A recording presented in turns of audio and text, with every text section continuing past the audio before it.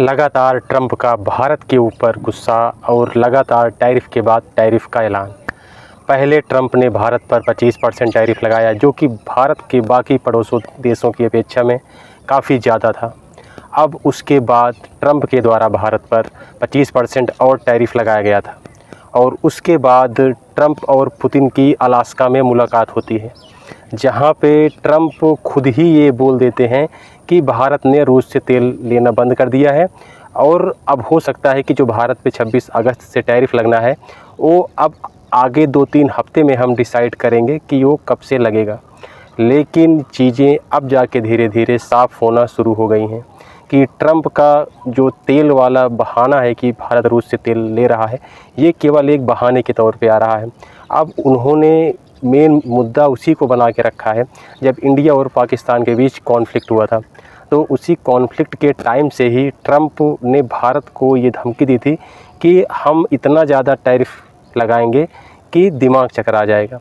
और वही उनके माइंड में इस तरीके से बना हुआ है कि भारत जो इतने तरीके से आत्मनिर्भर बन रहा है, उसको किसी तरीके से अंडर कंट्रोल कर दिया जाए या फिर उनकी जो बढ़ती हुई अर्थव्यवस्था है उसको भी काफ़ी हद तक कंट्रोल कर दिया जाए। इसी के कारण कल 26 अगस्त से भारत पर 25% जो अतिरिक्त टैरिफ था, यानी कि अब टोटल 50% टैरिफ भारत पर लगा दिया गया है।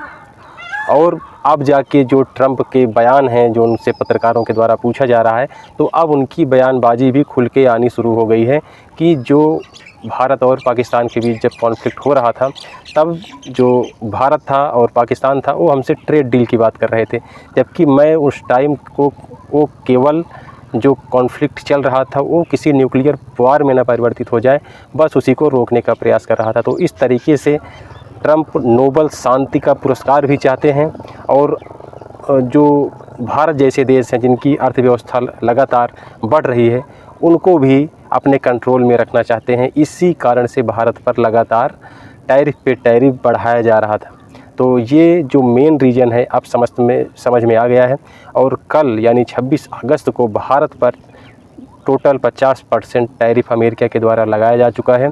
और अब भारत उसके बाद भारत के प्रधानमंत्री, वित्त मंत्री और जो भी विधिक सलाहकार भारत के हैं, उन सब की मीटिंग कल लगातार कई बैठकें हुई, जिसमें यह सुनिश्चित किया जा रहा है कि किस तरीके से भारत इस समस्या से निपट सकता है। क्योंकि अभी तक ऐसा कभी नहीं हुआ था कि किसी देश के द्वारा भारत के निर्यात पर इतना बड़ा टैक्स लगा दिया जाए। ये एक प्रकार का काफ़ी बड़ा टैक्स है।